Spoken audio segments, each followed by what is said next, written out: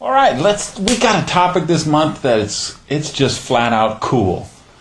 How do you create your dream life or your ideal life? Here's the first thing I would suggest is look for get the vision of what the outcome you're looking for. Know what an ideal life would look like for you. And the best way I know to do that is something I advise people to do all the time, which is to plan your perfect day. And I believe that I've created this wonderful life that I've created, this wonderful lifestyle, because I saw this perfect day for years. The biggest thing, the first biggest thing was alarm clocks. I didn't want to have to worry about alarm clocks. I wanted to wake up when I finished sleeping. So I think that's very important for you, if you haven't done it already, is to know what does a perfect day look like for you. When you really have the ideal life, are you working for some company? Or are you working for yourself? You working at home? Or you working in an office? Is your office in the city you're in now, or is it somewhere else? And then I think that the other big part of manifesting this ideal life is knowing what all the components are and keeping the components in the proper balance. And I use the word balance with trepidation, because I don't know that that's necessarily the right word. Maybe the word I'm looking for is two words: proper proportion. Because I think they're not all in perfect balance. Like, I've gone to these workshops where they have you draw a circle, and then you divide your life into areas, and you have your private life, your work life, relationships, different workshops, they have different things.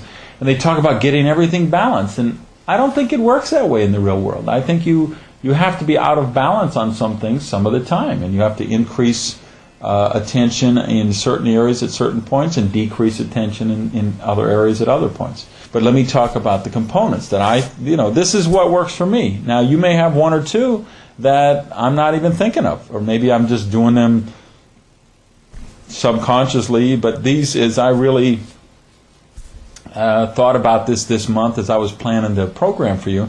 I came up with 2, 4, 6, 7 different areas that these are all the components or all the bases you need to cover to have the dream life, I think. First one, number 1, spiritual. I don't know how you have a dream life without the spiritual element. Doesn't mean you can't. I don't know how to do it if you can. Now, we can use different labels for that, and I'm not about labels. So if you tell me I don't believe in God, well, it's not my job to convince you or change you or challenge you. I just want to get you to think. In everything we do, that's really my role, just get you to think. But maybe you don't call it God. Maybe you call it universe.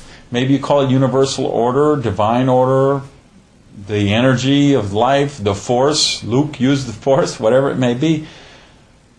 But whatever it is, I think you have to have that element in your life. So even again, I'm not really concerned about the God label or the universe label or whatever, but I think you have to see that you're part of something much bigger than yourself.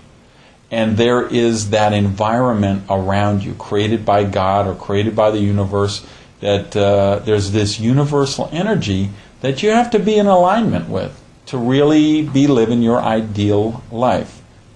Second area comes up to me would be family. And maybe let's expand that and just say people, but family and close friends, close acquaintances.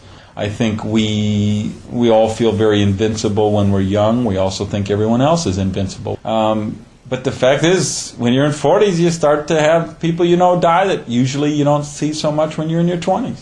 When you're 50s, there's more. When you're in your 60s, there's more.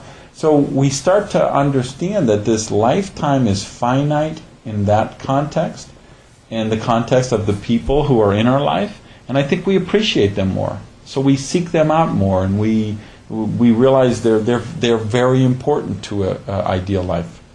I've got enough money, I could fly anywhere, I can go on vacation anywhere, I could take time off and do anything. But you know what? It wouldn't be fun if I just did all that by myself. So people are a real important part of the equation.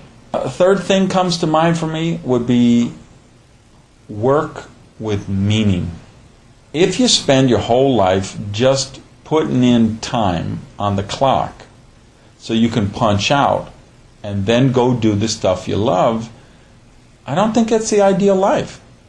I think it can approach the ideal life. I think you can do some work that gives you money to do the things that, so you want to be a mountain climber, or you want to be a parachutist, and you want to have this hobby or avocation that takes a lot of money, and so you go and work a certain number of hours a week to get the money that gives you the freedom to do the stuff you want. Okay, I think you approach the perfect life, but I don't think you're really there with the ideal life unless the work has meaning to you. So, fourth area I would talk about, let's call it contribution. Meaning, I do believe in service to others, which may shock some of you or may surprise some of you, because you say, well, God, that Gage guy, he's always talking about the virtue of selfishness and how his own happiness is his highest moral purpose, and I don't think he ever gives anybody or helps anyone. Actually, quite the opposite. I do a lot of work to serve others, to serve other organizations and causes. I do believe that contribution to others brings real value to me and real value to the world. And if the world brings value to the world, it brings value to all of us. So you see the real high-level achievers, they find ways to give back. And they do that out of self-sustenance. They do that out of a way because that brings real value to their life and contributes to having that ideal life. Next area would be physical health. Talk to anybody who's lost their health, and they'll tell you it's very hard to have an ideal life without it. And there's some things we can change, and there's some things we can't change. And if you're in a wheelchair right now and you're paralyzed from the waist down or the neck down, that may not change in the next however many years. You could have a real debilitating disease, and that might change, that might not change. But what we do have to do for the ideal life is we have to deal with the health we were born with. In other words, deal with the genetics we were born with, deal with the physical body we were born with, and we have to do everything we can to get the most out of that. So that would lead me to the next thing, which would be, I guess, the sixth thing, which would be a mental challenge. I think it's very important that we challenge our mind all the time. You know, I ended a relationship which had so much going for it in so many ways and so much love in that relationship, but what it didn't have was the mental challenge. And I just think that's really important. What I would tell you is this, is you have to have some ways in your life right now that give you that mental challenge. And finally, the seventh thing would also be a derivative or an offshoot of that, which is just you have the self-development part of the equation in the process as well.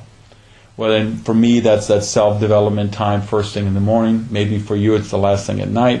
Maybe it's a different time of the day you schedule it. But you have to have that, you have to have some kind of a program of self-development. I think it has to be daily self-development because that's where the challenges come from, which is where the overcoming the challenges come from, which is where the satisfaction and the joy and the discipline and the accomplishment and that stuff comes from. So I think it's important you have all those. Now go back to something we mentioned a little earlier, which is this balance thing or proportion thing. There will be times, so when you finally say, okay, I've gotten out of balance and I'm 40 pounds overweight, I need to get the weight issue taken care of. Well, you may put the health equation on a deeper balance or more proportion than you did before. And you have to take that time from some other area of your life. Well, you know what? I think it makes sense to do that sometimes. So those are the things, those are the elements I think are important. I hope we got you thinking about some of them and got those mental juices flowing, thinking about that. So spend some more time on it and work toward it, because that's what we're really doing here. That's what life is all about. Thanks, have a great month, and I'll see you around campus.